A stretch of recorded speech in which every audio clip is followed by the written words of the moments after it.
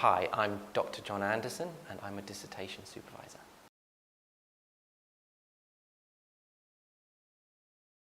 Perhaps after your lit review, or indeed after your methodology, you might think, okay, these are the questions, this is how I was going to set about, these are the methods I used to answer them, what did I find? That's what your analysis seeks to do, is to present your findings, not simply describe and present them in a neutral way, but comment on them. Again, it's useful to go back to thinking about, well, these in effect will be 2 or 3 essay questions. And the essay titles will be the questions that I set out to answer in my dissertation. What did I want to find out about X, Y, and Z? What's the political significance of X, Y, and Z? There, they become the questions that you set yourself for these short essays. And then you think, okay, well, how do I go about writing these things? Think about your primary data, your secondary data, and indeed even the theory that you've used in your literature review, and try and mould them together into a coherent answer to that question.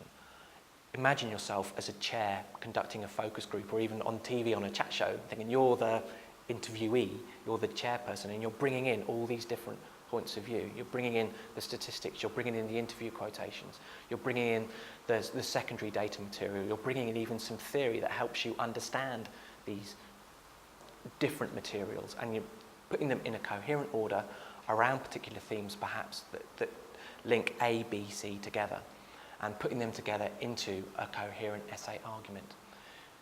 Then simply, after that,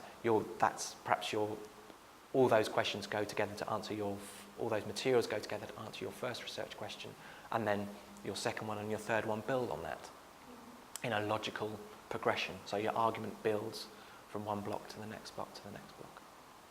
So when you're thinking about writing up your empirical chapters and doing your analysis, again, think about all the lessons that you've learned from writing your essays in your first and your second year.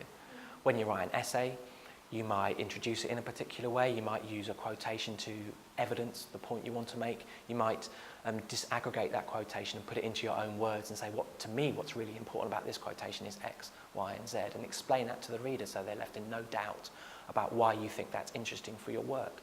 It's no different when approaching your analysis, except you're drawing on different types of material. You might be using primary evidence from an interview that you conducted. Students might think, how do I use that primary evidence? Well, use it exactly the same way as if it was a quotation from a journal paper or from a textbook or from indeed another form of secondary data.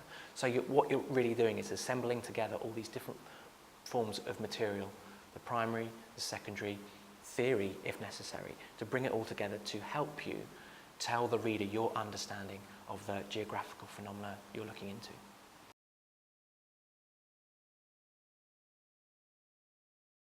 Okay, there's lots of online resources that the school has put together. These can be found on 2 websites. One of them is the CPlan digital website that can be found through the department homepage, which has lots of podcasts on plagiarism and critical analysis that students might find quite useful. More specifically, through the Spatial Manifesto website, there's lots of podcasts about methodology to help students prepare their methodology before they go out into the field, but also, and perhaps primarily, to help them think about how they're writing up their methodology when they come back for their dissertations in the autumn.